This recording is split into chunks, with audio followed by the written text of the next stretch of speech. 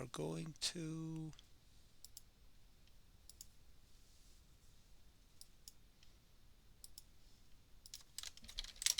I'm making the poll ready. So any questions before we begin? A poll is coming up. Okay. So we are going to start with strings to kind of go through. Oh yeah, go ahead. Questions. Anuraj, Hero, Jay, Muskan, questions. Yes, I'm ears. I'm all ears. Go ahead. So you told that you will provide the questions for the like the questions for the midterm. Uh, As soon as it gets ready, I'm gonna put it up. I'm designing it. So probably okay, Wednesday okay, night or Thursday night. If it finished, as soon as it finished, I'll put it up. okay. Thank you. Okay.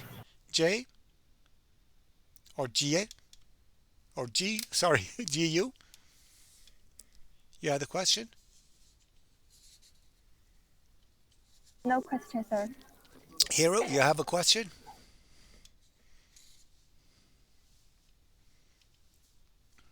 Hero? Nishan,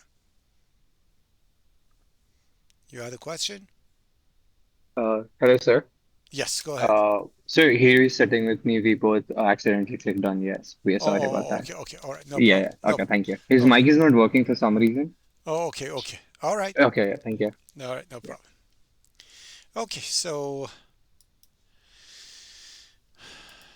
let's begin. First, we have to understand what strings are in C++.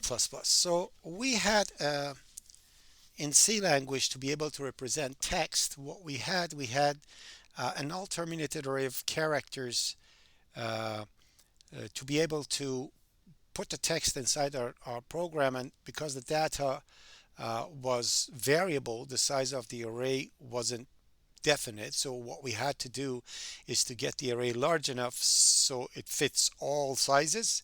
And then we didn't know where the data ended, so we made it null terminated. And we called it a null terminated array of characters, which we call this C strings.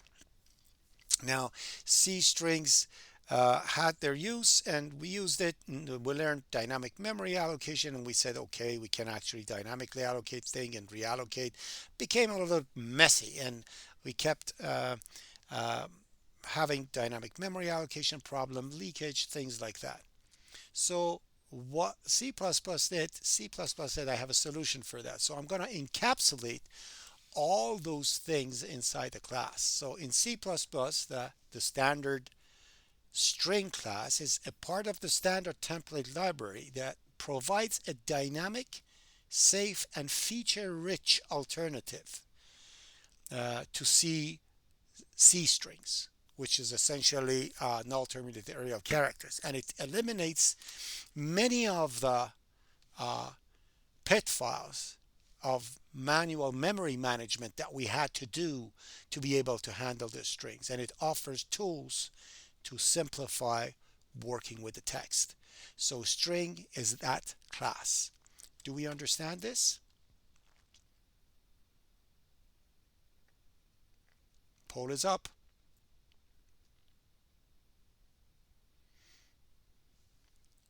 All right. So what are the main features of string? Like what are the most important things that makes a string class an important thing in C++. First of all, it's dynamically resizable. It automatically grows or shrinks as needed. Therefore, you don't need to worry about the size of the text you have in there. The secondly is that the memory management is completely handled internally. It reduces risks of buffer overflow, segmentation fault, uh,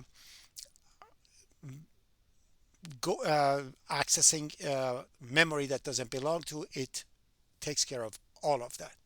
And it has an extremely rich set of member functions that operate like provides operations like concatenation, searching, modification, and anything that you want to do with a string. So uh, what are the common operations that we do? So first of all, to use string, we'll have to include string, not C string. If you do C string, you're back in C. When you want to go to string class, you include string. And uh, with string, you can do direct initialization. Yes, Lindsay, go ahead.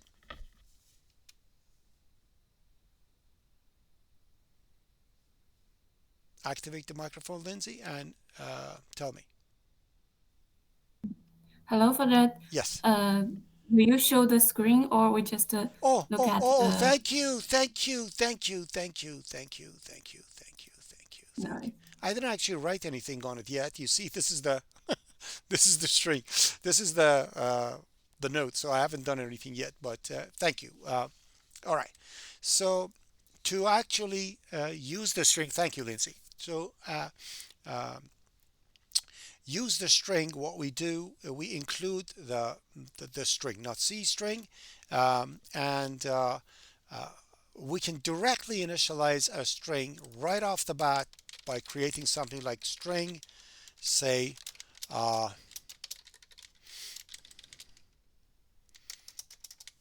something like this.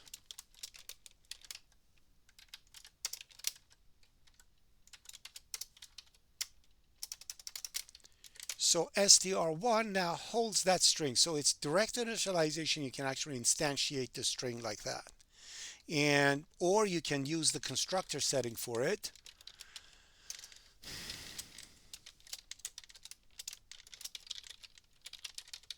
Something like this. Okay. Or you can create a string and fill all the string to whatever you want. So I want 79 characters filled with dashes, something like that. And printing all these, oops, sorry. Give me a second. I typed something incorrectly. Yeah. So printing all these out will go through something like this. All right. So that's how you create your strings. Are we okay with this?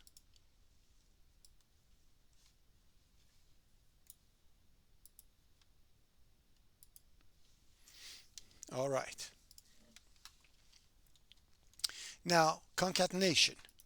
So this is called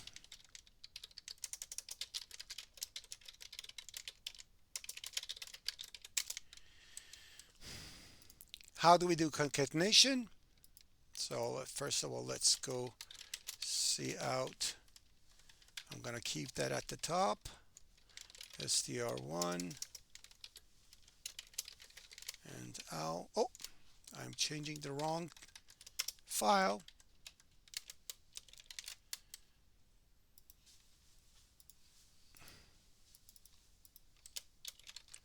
Okay.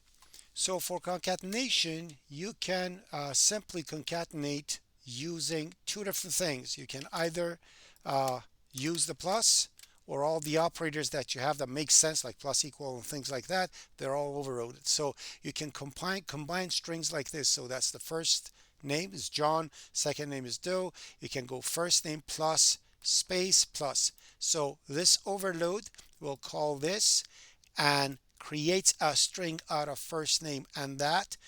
It's a first name and space, returns that, and that's replaced as cascading, picked by the other plus, and it keeps going like that. And therefore, you're going to have your string created. Or you can append something to the end with a method like append. You can take a look at of the member functions of string and go through it one by one and see the things that you can do. There are many things that you can use. Please go through them and try to find how it's done. I'm not going to go through every single one of them. I'm just going to give you examples that are kind of common and used a lot. So concat strings.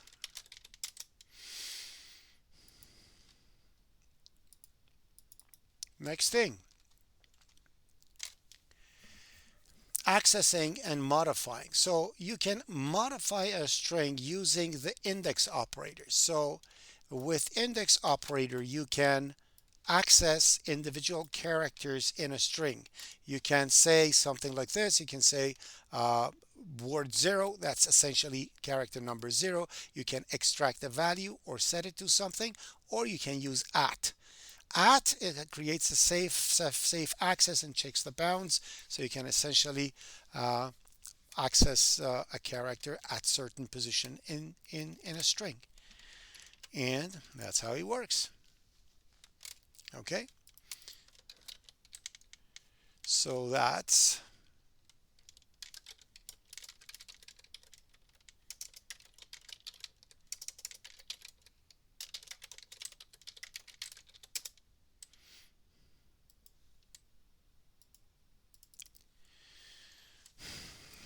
because string is a class, it has properties, and the properties that you use can actually properties that you can access can actually tell you information about a string. Unlike a regular string that we had, C string that we had, it was a primitive array.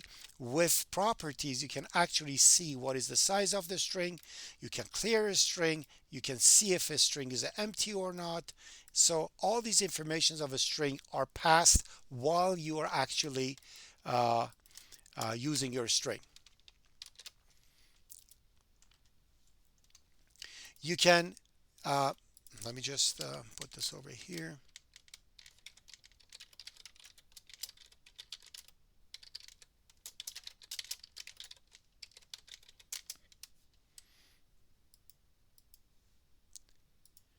I'm going through these things quickly, assuming that you went through most of it, and I'm just giving you very quick uh, um, overview of everything. So if you see at any place I'm telling something that you don't understand, please let me know, okay? Another thing is finding substrings inside a string. So if you want to find a substring inside a string, this is what you do. For example, in here, text contains programming in C++. POS size t returns the position of the first occurrence of what we have in here.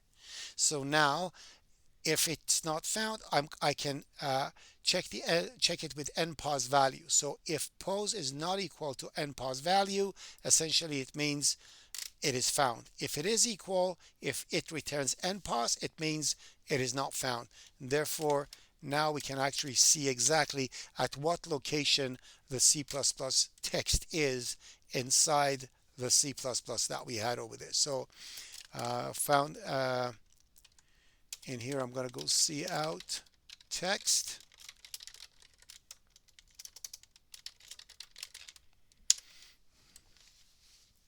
So C++, so this is position 15 in that string. Are we okay down to this point?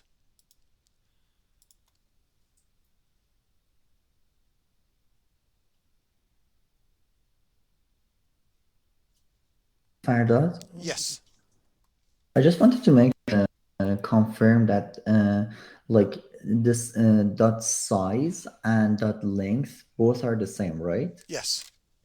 Okay, perfect. All right.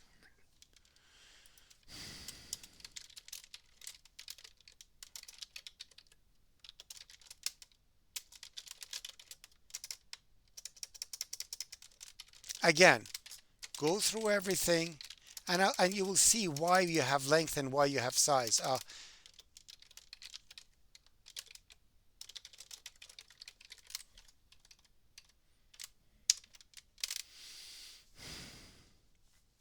Okay, so I'll explain later on why. Because it's in an STL, we're going to see later on we have lots of containers, and containers, they have size. Because of that, because string is a container too, then it carries the same thing, but because it's also for text, they use length for it.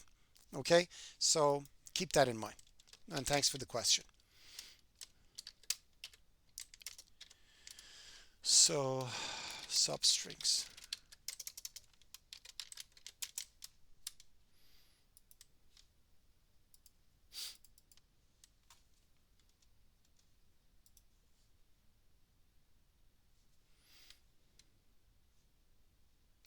right, so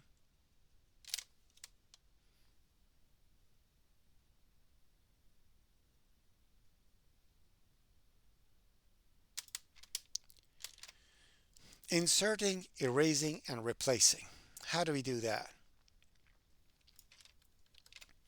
So I have the sentence over here and I'm inserting learning in position 7. And the result will be, you see that? So you can actually insert values inside a string. It automatically shifts everything to right and makes everything work exactly as it is. You can erase values from piece to piece. So if I run it, you will see now iLearning C++ is that one. Okay, so if I want to remove more, that was going to be one. Oh, give me a second. Let me count one more time. So 1, 2, 3, 4, 5, 6, 7, 8, 9. So 9, that's 14.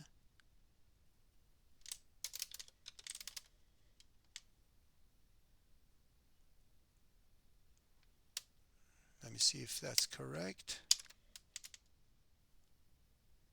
There you go. So now we have IC++. It's got to be added over there. So I remove 14 characters. Okay. Now I'm gonna replace content.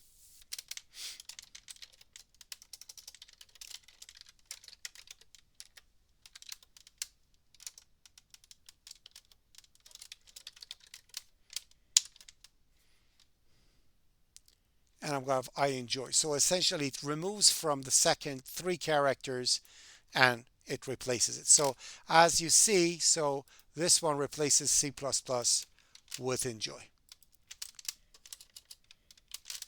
Okay, so insert, erase, replace, very useful stuff to do with C, with strings.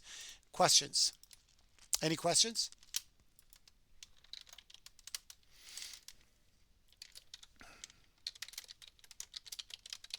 Yes, I just have one question. Yes. So if we were Rebecca, is that to, you? yes. Okay, go ahead.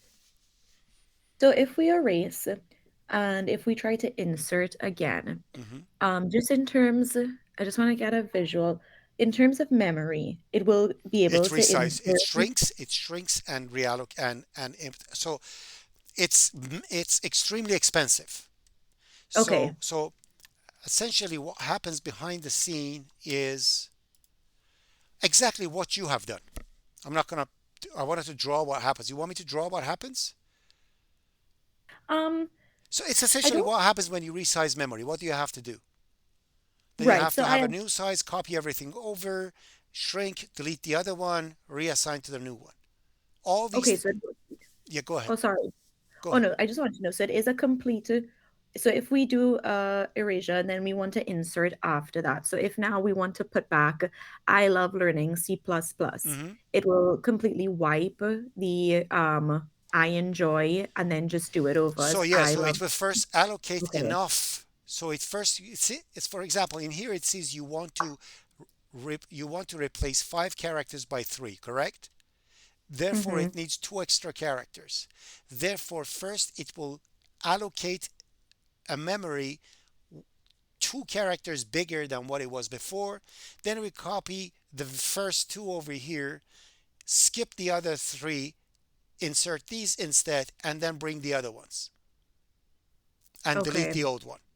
So any type of insert, erase, or replace you are doing, remember it's a contiguous array Mm-hmm. of characters still. So never forget that a string in C++ literally is encapsulating a C string inside. So all the Okay. things that you do will be extremely expensive, which brings us to the next topic, string view. Okay? Sir, Yes. I have a question. Yes. So in erase, rather than writing 14, can we write a whole word and it will erase that? Or is it just One more time, please. So how in erase we are writing the 14, like how many characters we gonna erase, right? So can we write the word in the double quotes like learning or enjoy? I didn't understand the question. Okay. I'll say it Okay, again. okay. So in the line 10th, the erase function in the string erase, sentence Line dot number erase. 10. Yeah, Okay. in erase. So we are writing from the second position. We are erasing 14 characters, right? It shifts everything. So first, what it does, it knows that you are removing 14. So it will allocate a new piece of memory. It may not actually. Usually, but anyways, let's put it this way. It will first allocate a memory to the size of what you had before minus 14. Then it will copy the first two, skip 14, copy the rest, point to the new one, delete the old one. Okay. Okay. You Thank want me you. to? You want me to visualize it for you? No, it's okay. It's okay. Thank you so much. All right. Any other question? I see Forsan said yes for question. You're and Hero again. Was it a mistake or be good? Here you have a question. Yeah, I'm good. I'm good now. I think you guys have your like little sister sitting over there. As soon as you see a poll, click yes, and you're gone. Huh? Anyways, Oh no, I had the same question as okay. No, I Rebecca. know. I'm joking. I'm joking. That's fine. Okay, so that's that. So this brings us to string view. So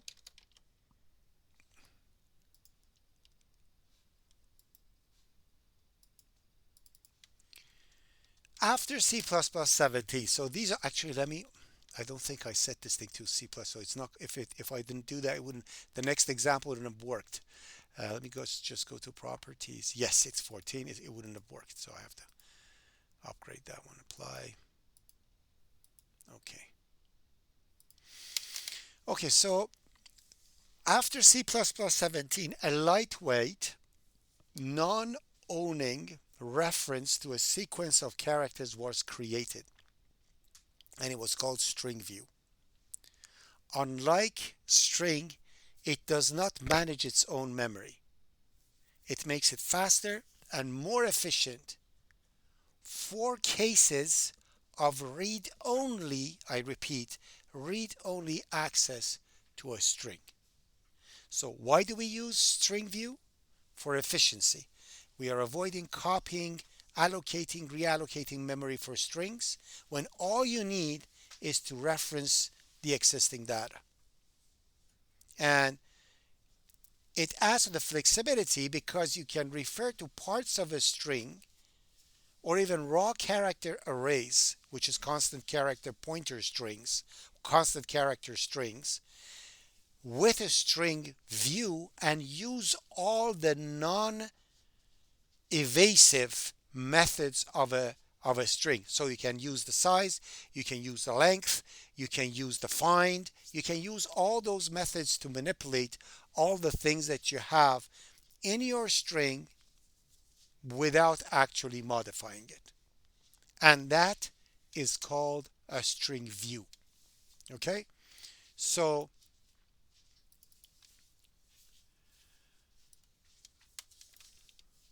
and by the way, I'm not going to go through talking about uh, like white character strings and stuff. They are all the same thing. After the Unicode thingy came up and we don't have 8 bits anymore for a character. Now we have 16 and 32, depending on what you're doing, how wide your character string is, your character is.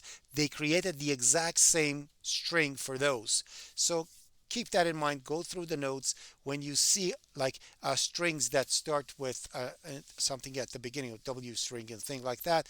Those are for wider set of characters. So if you want to show things that are not in the ASCII table, you can use those. But if you are using that, everything has to be that. Okay? Even when you are using a constant character string, you have to put an L in front of it to make sure that this is actually a anyways, go through it and you'll see. Go through the notes and you'll see. I'm not going to cover that.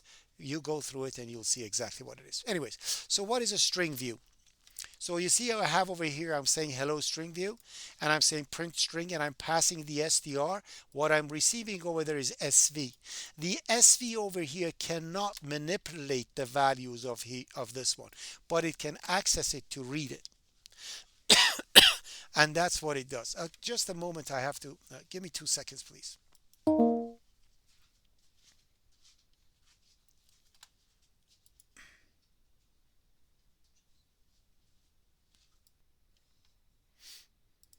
My apology, I was starting to lose my voice, so I just went over there and grabbed a cup of hot water. All right, so yeah, so it only accesses um,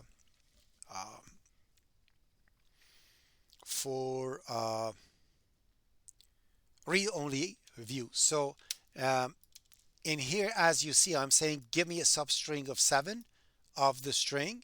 So it actually creates the view of string view. So essentially it grabs the string view and puts that one. So it's a view of that. You cannot change the values in here.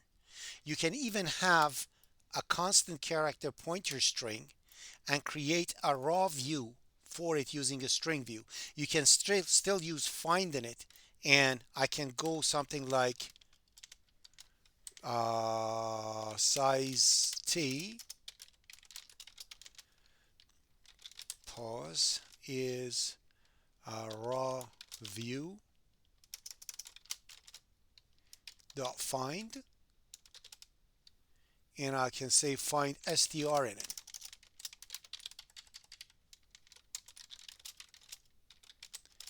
So as you see, this is just a regular C string, but using string view, I can go through it and do search and stuff. I cannot modify it. If you want modification, you have to put it in a string.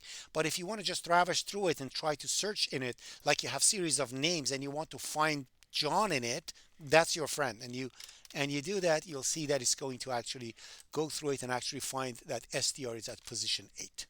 Okay? Do we understand this down to this point?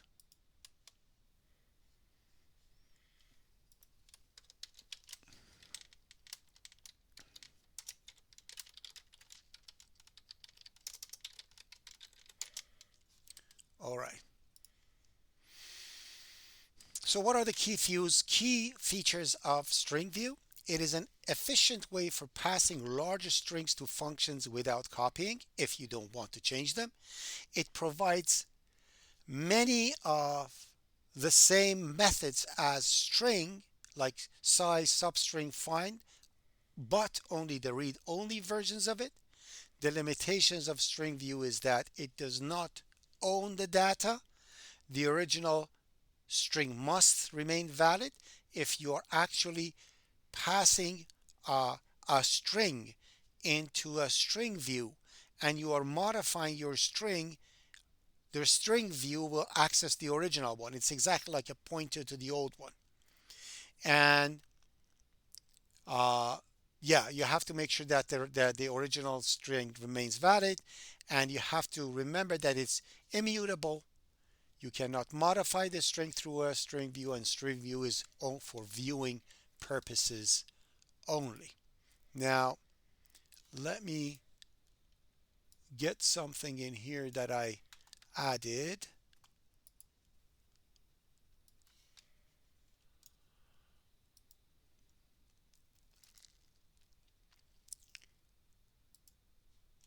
So, just to compare the string and string view, I'm going to create this over here. Add new item, text, and I'm going to call it string versus string view dot md, and I'm going to put these in it. So essentially, these are the key features you need to know about. So regarding ownership, string owns the string data, string view does not own the data. To modifiability, The string is mutable. You can change the data. String view is not. Memory overhead, extremely high because it has dynamic memory allocation, resizing, and stuff. String view does not have that overhead because it just points to somebody else's memory. And for best use cases, if you want to deal with strings, is when you want to store and modify the text, string is your friend. When you only need to have read access, string view is your friend. Do we understand what string view is good for and when it's needed?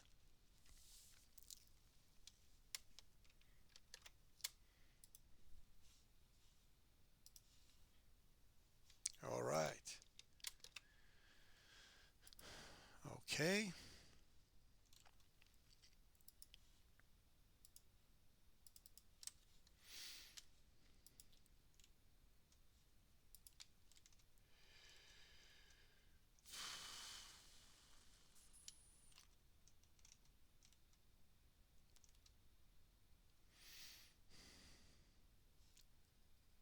So this is another example for string view. I had some few examples over here written.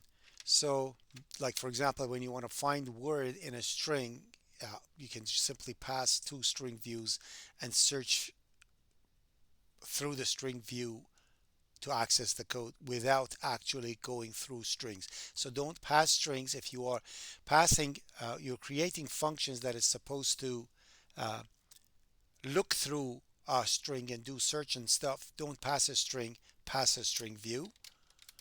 Okay, so that's H.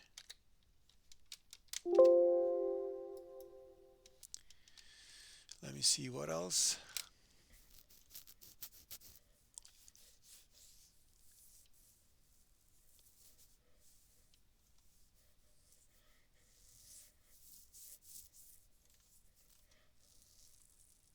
That's it.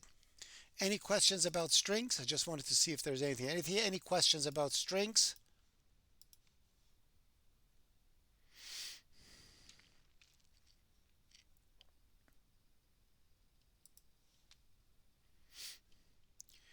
Anuraj and Hiro, I'm all yours. Go ahead.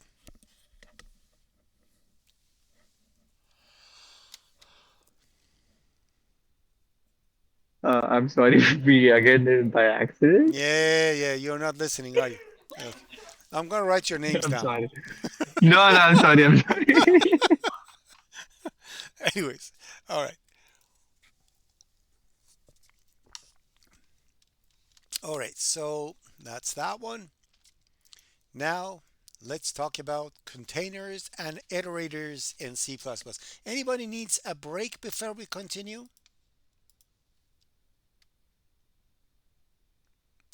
The person who always says yes said yes. So, Anuraj, is that a yes or it's just a mistake? It's a yes. It's It's a a yes. yes. For break, it's a yes. Okay. All right. Yes, So, thank you. it's 12:29. We're gonna get together at 12:40. Okay. 12:40. We'll see each other. 12:40. I'm gonna pause the recording. Please remind me to resume afterwards. Sir, man. All right. Okay. Renz, Mobina, Majid, Hamza, Farsan. Let's continue.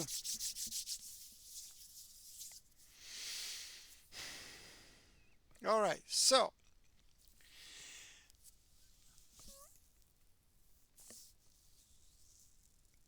the whole purpose of programming is to have data and process it. And we put this data in some kind of a data structure to deal with it. We've worked with what should we call it? We've worked with arrays in OOP345. We created a dynamic array. We converted it to a template. So that essentially we call a container. A container is uh, uh, it's uh, uh, it's from standard template library. They provide an extremely powerful um, and flexible way to manage the collections of data side by side with iterators. They let you traverse seamlessly through the container members, elements, and manipulate them. And these tools make the uh, data management much simpler and easier and extremely efficient. So essentially, what they do for any special use case that you have, they create a container. So you have a container that you can access its elements very quickly. But if you want to resize it, that takes more time. If you are uh, you have another container that you can manipulate its stuff, add and remove things quickly, but accessing the members are not as fast. So, and I'm going to go through it and I'll tell you exactly which one is good for what. But and I'm going to go through quite a number of containers today and explain to you exactly, give you a simple, very simple example. It has hundreds of methods in there that you can go and check it out, but I'll give you a ballpark of what is the idea of a container and how we use it. So, containers. Containers are classes that are designed to store and organize collections of data in memory. They usually come in different types, and each type that you're using is optimized specifically for what you want to do. As I said, like quick access, insertion, deletion, ordering, and things like that. And why we use containers? Because first of all, it simplifies your work. They handle memory management automatically. You don't need to deal with it yourself. Number two, they are extremely flexible. You can choose the right container for your need, fast access, easy sections, insertion, and so on and so forth. And they are consistent. All the containers work with iterators and they work the exact same way because they are all children of containers. They all work the same way with iterators. It makes it very easy to loop through the elements and traverse through the elements. So let's go through commonly used containers in STL and see what are their strengths and weaknesses and some real world scenarios.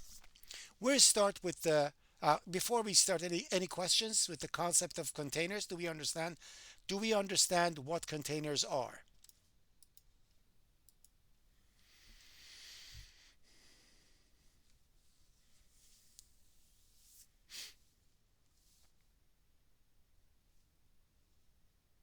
All right. No? Forsen, tell me what's the question? What's vague so I can explain?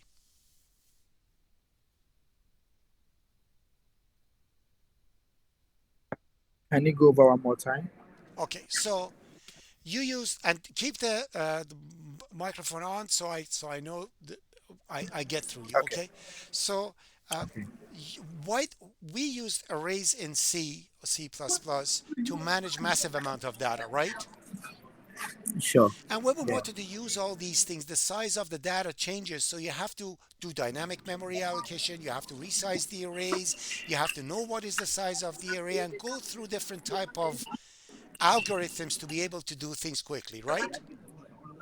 Yeah. So now assume we create classes that they have arrays in their bellies, proper one, and each one of these classes are designed to do a specific thing based on your need. So if you want fast access, you use one of them.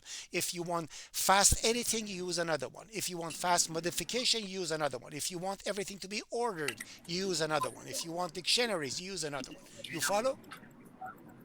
Yeah, I'm following you. So that's it. Does that make sense? Yeah, it makes sense. Fantastic. Okay, so let's continue. So we'll start with the first one and the most commonly used one, and that's vectors. Okay, so you can turn off your microphone now. Okay, let's start with vectors. So vector is essentially a dynamic array. Okay, it stores all the elements in a contiguous memory. So accessing the elements by index is extremely fast. This size of vector automatically grows when elements are added. So you have no problem. It's kind of like a string, but for any type. What are the key benefits of using a vector? It has fast random access. Who knows what is the meaning of random access? When I say random access, what does it mean? No one knows what's the meaning of Is it random? Go ahead, Rebecca. is it that you can access any index at any point instead of having to go from the beginning? Yeah, So if we so want to get to like position 5, yeah, we yeah, could just go so to 5 instead of going from the start. exact. So two things. One, you can access anywhere very quickly. Number two, you can do read write access at the same time. So that's what we call random. You can write anywhere and you can write any way you want. So it has fast random access. Number two, it has dynamic resizing, which essentially means it automatically expands where more elements are added. So it's extremely useful with that manner. It has efficient it is extremely efficient for sequential data. So if you have series of stuff that are back to back, you want it to be in an array, vector is your friend. So at any moment that you want to use an array, use a vector. No more arrays. What are the weaknesses of it? It is slow for insertion and deletion. Like any dynamic memory, when you insert and delete, it has to resize itself. So it essentially needs lots of overhead. So if you delete something, all the subsequent elements must be shifted when you delete something to left. And if you insert something, everything has to shift to right. So that's too slow. And also resizing has lots of overhead. It essentially it doubles it has a doubling the capacity when resizing is needed. Whenever you want to add one element, it needs the exact same size of the array to copy everything. Therefore, it needs double amount of memory, contiguous memory, equal to this size to be able to get resized. That's why it's not good for resizing if you want to do it. But anyways, it's better than an array. So these, and I'm gonna put this as point form later on so you'll see. So how a vector can be used. Here's a very simple example for it. So essentially you create a vector, you can create a vector and initialize it right off the bat. You can push back into it, the value, so one by one you can push back to it. It resizes and makes it bigger. You can have random access through the index operator, write over it and read from it. You can insert values, so you use the iterator begin. Begin essentially returns the very an iterator pointing to the beginning of the vector. So I'm going to say beginning plus 2. It means insert 15 at index 2. If I say erase begin 1, so it removes the second element and takes it off. And you can go through it using what do we call this for loop, everyone? Range. Yes, it's range-based for loop. So we Range. can use range-based for loop to go through it easily, like anything. So that's it. Anybody who wants me to run this, run it yourself later on. But it's obviously it tells you exactly what it is. But go through it. Just type numbers dot, and you can see all the stuff that you can actually go through and see what it is. Many things you can do, and these are all the methods that you can use for a vector. Try them and see what they are. But understand what is it good for.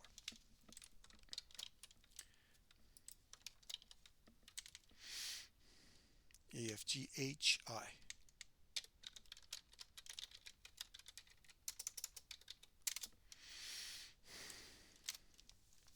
Number 2, list. List is a doubly linked list. What a doubly linked list was, I think I drew it in class. A doubly linked list is essentially a linked list of elements in memory where they are sitting everywhere in memory. Oh, not like that. So this is a doubly linked list. In a doubly linked list, each element knows where the next element, oh, each element knows where the next element is.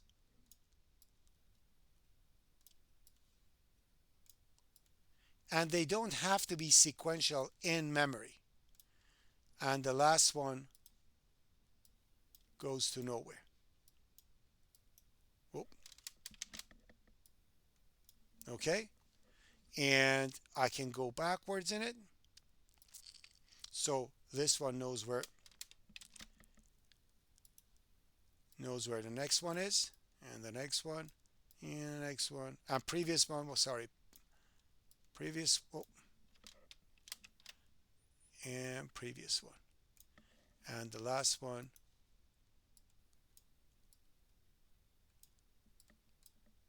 goes to nowhere. Now, this type of thing, it's a doubly linked list. Each element points to the previous and next element. It is amazing in frequent insertion and deletions. If you want to delete, let's say, this element, you don't have to resize the whole thing. All you need to do is to make this one to point to the one before that, and that one to point here, and just remove this one. And your list just lost a member without resizing anything. So it's beautiful for insertion and deletion of information. So when you have lots of insertion and deletions, list is your friend. Okay? Benefits for a list is fast insertion and removal. Operations do not require shifting of elements. It is efficient when you are modifying. It's ideal for data structures that needs frequent rearrangement of elements. So rearrangement of elements is just making the elements pointing at each other. You don't need to take stuff out. The weaknesses for it: no random access. If you want the fifth element, you have to start from the first one, go 1, 2, 3, 4, 5, and see what is the fifth element. If you want to know the second element, you have to go 0, you have to go 1, 2. So that's the second element. You have to count from the beginning. It is not fast when it comes to random accessing the elements. Literally no random access. It has a higher memory overhead because each element not only has data in it, but also has 2 pointers. So this is where you are holding your data.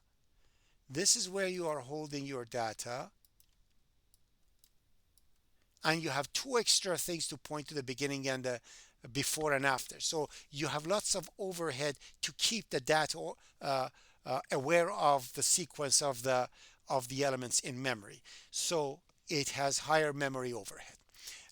Do we understand what lists are?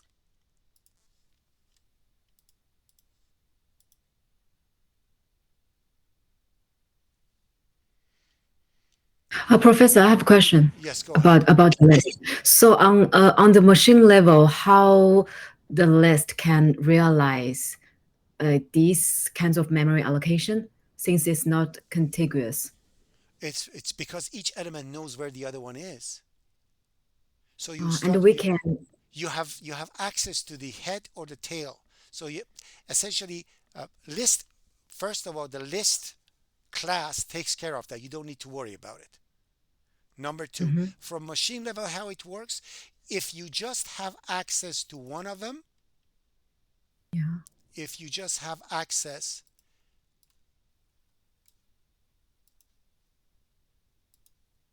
to one of them, then through traversing you can go everywhere. If you want to know which one is the first one, keep going back until you hit the wall. If you want to go where is the next one, keep going to next until you hit the wall. If you want to know which one is the fourth one and you are not looking at this one, you have to first go back until you hit the wall. Then you have to go forward 4 times to reach the fourth one. You see, there is no random access. It's very lousy when it comes to random access. But when you want to actually insert and remove information, that's very fast because you don't need to, as long as you know where you want to add something. So essentially, if I want to, let me just go back. So if I want to insert something, say, between this element and this element, this one and this one, all I need to do is to add my element and make the previous one point to me, and I point to the next one, and next one to me, and that. And then I remove these two. And as you see, an element is added halfway through. So it is very fast in that manner. And if you want to really know how it actually works, I think I gave you the source code for it. I actually have written this thing, a doubly linked list. Give me a second. Let me clear all. No problem. The code for it is,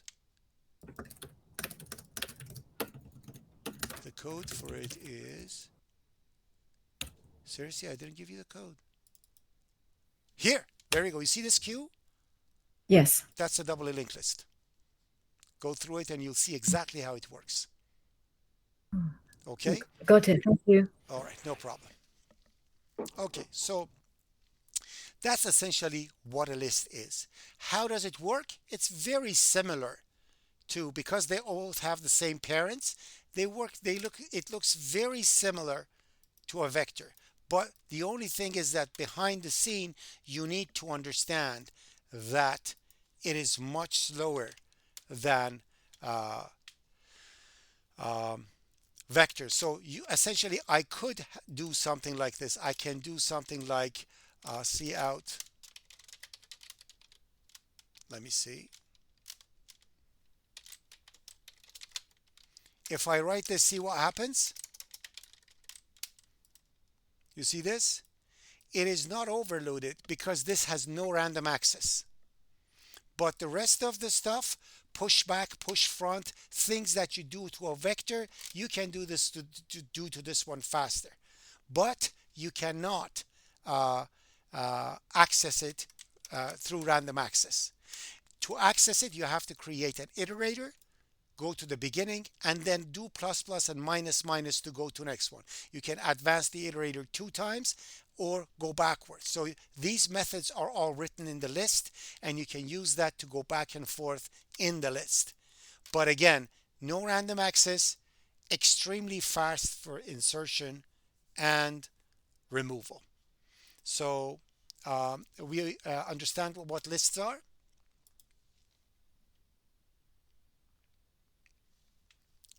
Let me just make sure that I didn't make a boo-boo in here. There you go. Okay. Please walk through these for the next time that you're coming in. IJ.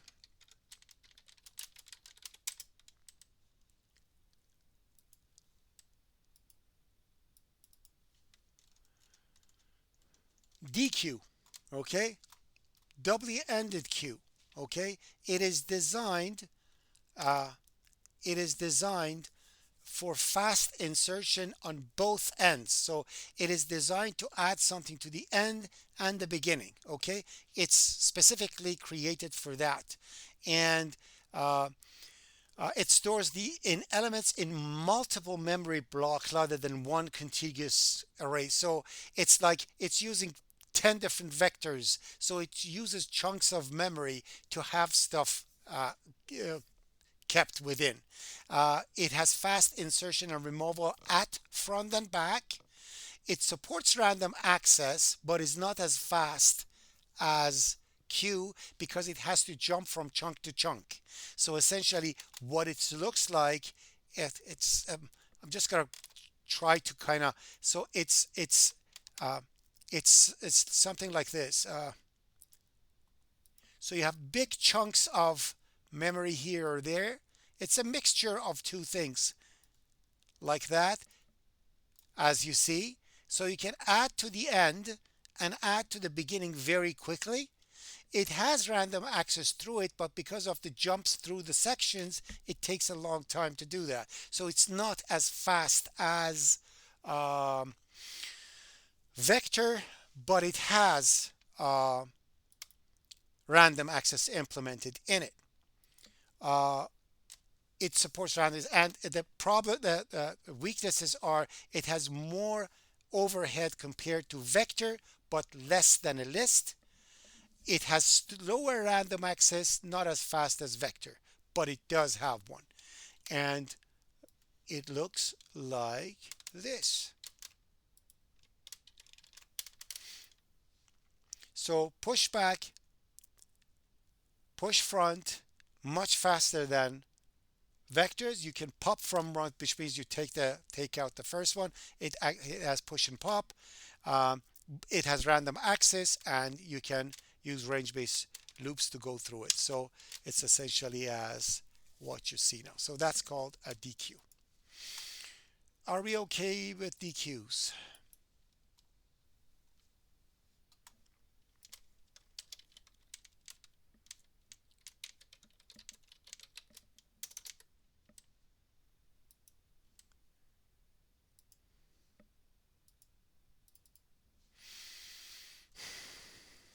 Now, next one is an amazing one. It's called a set. A set stores unique elements in sorted order, which means you cannot have duplicates in it. It automatically removes duplicates and organizes the data in an ascending order. So the benefits for it, it ensures that you have no duplicates in your set. It keeps the elements sorted at all times. You just add one to it. And it has extremely fast lookups because it does binary search to pick up the stuff to see if elements exist in it or not. So if you are, for example, creating usernames and you want to have the usernames within a container, to see if they're repetitive usernames or not, you can use a set. In a set, it always keeps everything in order, and you can actually see if everything exists in it very quickly. It has no random access because it simply keeps everything in a binary tree, and because it's a binary tree, it won't be able to. It doesn't have an index, so essentially it keeps the stuff like this.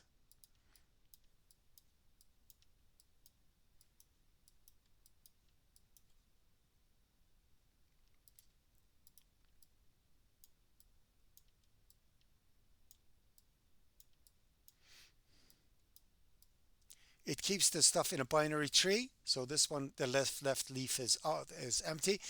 There is no sequence done. It's a balanced tree at all times, and because of that, it's extremely quick.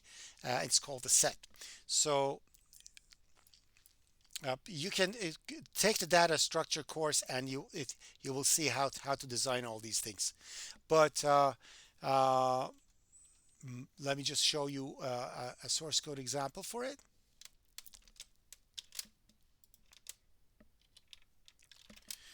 So in a set, you put the values, you don't care, it's going to be inserted automatically. You insert, and 2 seconds you can find. So if you go through find and it is equal to the end, it means you don't have it. So you do a find. If it says and, it doesn't exist. If it finds it, it finds it, and everything is always in order. So if you do a range-based loop and go through it, you will see that essentially everything is always in order no matter what you do. And obviously, you know that less than, greater than, all those operators should be overloaded for anything that you put in it, so it can actually compare to see which one is what. You can put employees in there, cars in there, as long as they are comparable with each other. If that's the case, then the set is your friend. Are we okay with understanding what a set is?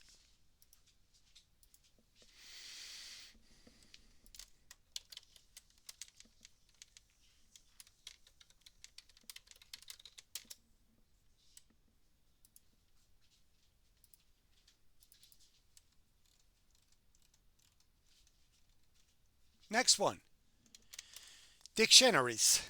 When you want to have keys and values stored. So based on keys, you want to extract values out of it.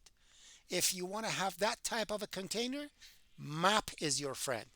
A map is a collection of key value pairs where each key is unique, so you cannot have two keys added, and the keys are always sorted. Benefits for it: it has fast lookups to retrieve values based on keys, and it automatically sorts all the keys. It has no random access because, again, it holds the values in a sorted in a binary tree with a sorted key, and it has much more memory overhead to actually hold the keys and values. The syntax for it is a bit different with the other ones because you need to specify for a map what are the keys and values. So now I'm saying create a map of strings and integers. So essentially the strings are my keys and integers are my values. And I create a phone book and I make, say, Alice's phone is 1234, Bob's phone is 568, and I can literally access the map using the key as an index, and what I'm going to get as outcome will essentially be the what should I call it? The value that Alice holds. So essentially, if I go through a range-based loop, I can get the values. And first always holds the key. Second always holds the value. And the outcome for this will be this. Okay? That's map. Questions about maps? Any question?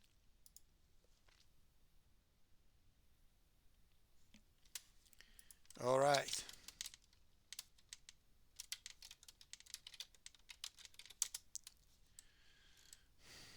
Now, iterators. Let's kind of go through iterators and understand what they are and how they work. Iterators are objects to point to elements of the containers. They will allow you to go through the container just like pointers, and they take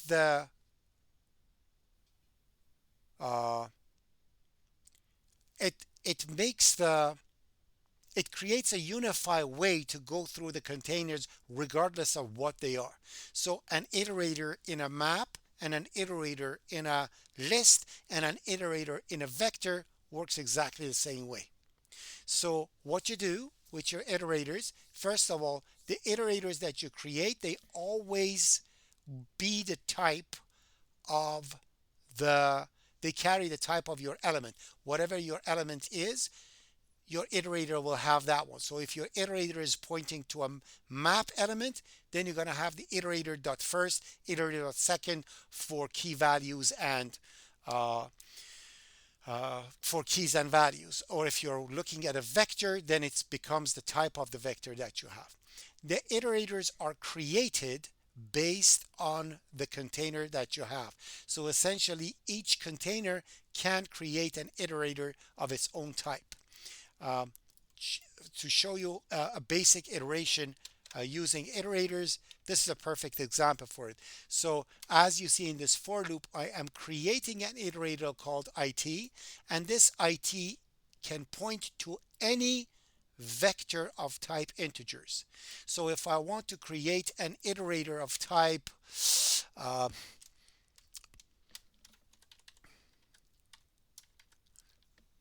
I don't think I was kind of confusing let me just see what okay, I want to find the class that we created. Did we created any class anywhere anytime? I just want to bring something in here. Anyways, so if I want to have an iterator to strings, I can have a vector of strings, and I call it str, a vector of strings, iterator s string iterator. So SIT is an iterator that can traverse through any vector of strings. And the plus plus operator and minus minus operator is overloaded. So when you do plus plus, essentially it points to the next one. Any containers begin always gives you an iterator that points to the beginning of the container. Any containers end method returns an iterator that is just after the last one. Not the last one, one after the last one. The target of operator asterisk, actually dereferencing asterisk, the dereferencing operator, gives you what the iterator data is. So if you are writing target of IT in here, that's an integer, because iterator is a vector of integer. So whatever you type you have, the dereferencing it will actually take that out. So target of IT returns a reference to an integer. If that iterator is constant, then this becomes read-only. If it's not, it won't. And this will just traverse through an integer. So do we understand the basics of iterators?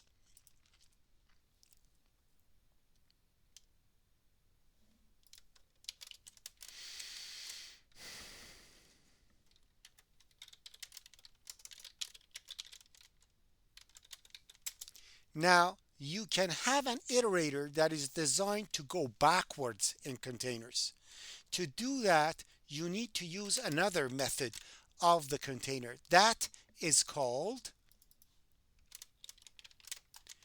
RBegin and REnd. So these are reverse ones. When you say RBegin, it points to the last element of the container. When you do REnd, it points right before the first element. So let's understand this properly. When you do RBegin, that iterator points to the last element, but it's a reverse iterator. So let's call it RIT. Okay?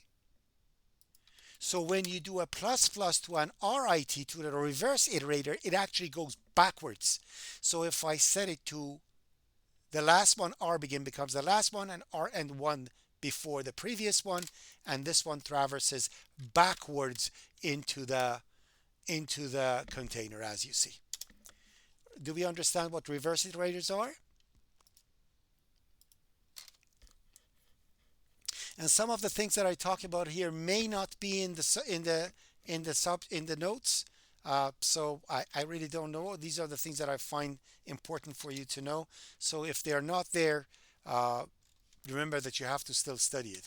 lmno.reverse iterators.cpp. Barry, just one question. Yes. So what is the difference between your reverse iterator and then just doing the dot end? If you go dot end, you have to go minus minus to go backwards. Reverse is literally reverse. When you do plus plus, it goes backwards. Okay, so it's really just like user preference, but no, you cannot go backwards with a regular iterator. An end iterator goes one after last one. You cannot go backwards.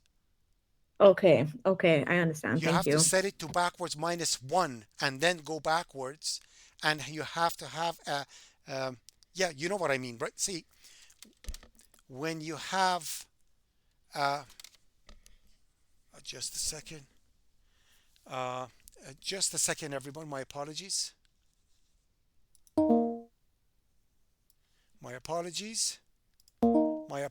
Let's continue. Yeah. So as I was saying, when you have a container, I'm gonna represent the container with the contiguous thing, but it's not usually like that. So if this is my container and I have series of elements, this is where the first iterator looks like.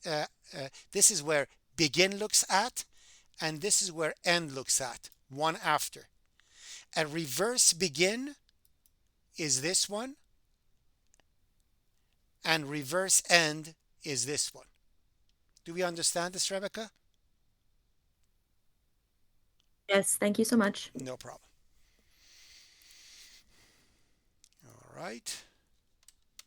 So that's that one. And obviously, constant iterators are what you need when you want to actually access values without modifying them. So you create const iterator ID, which means this IT is a read-only access and you cannot change the context of it. And that's that. This is all the iterators things. Oh, I put in the wrong one. Let me just take this out.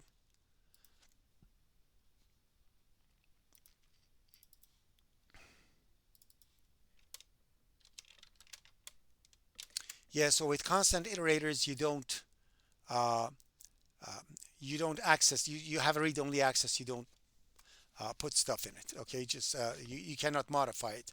It's a read-only access to it. And to put things in kind of perspective and some kind of quick understanding of what to do, what to use when.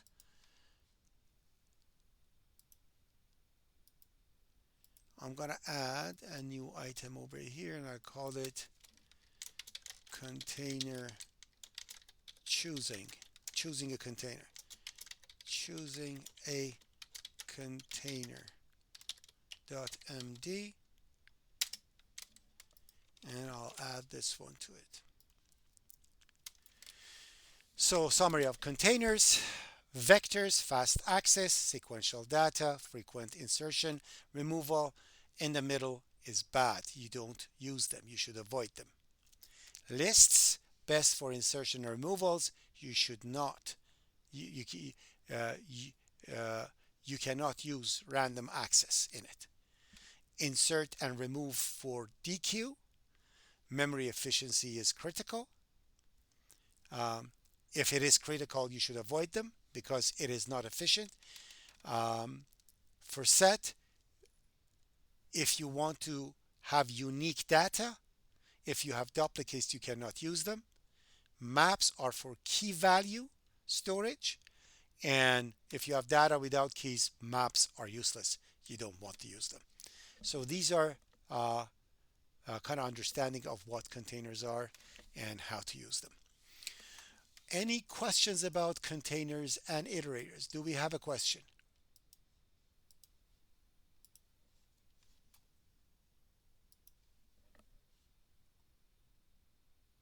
Majid, are we good? All right.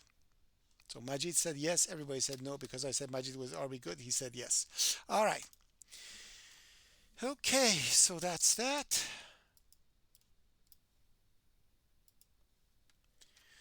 We have 5 minutes. Anybody have a class after this? What is this thing doing here? Yes, Professor. I'm at 1:30. Oh, you have a class at 1:30. So I want to start Yes, sir. algorithms, but if that's the case, then we can. Okay. So next day you're coming in. We're gonna do algorithms. We're gonna talk about uh, uh, we're gonna combine iterators with algorithms, and we'll talk about files, and then we're gonna be done for the first half of the semester. Any questions or suggestions or objections? Questions? Sir, Yes. I have a question. So, is this going to come in midterms or? I told you already what's going to do. Don't ask. If you ask me, I'm going to say something. Okay, Then you're okay. going to tell me you said me that. You told me that. I have an announcement for it. It tells you exactly where to begin, where to end. Look at it. See if it's there or not. Okay, good. Sorry. Okay. All right. Sorry. Midterm. Thank you. Okay. Material on midterm announcement. Look at the announcement. Whatever's in there, that's what's going to come. What else? Suggestions?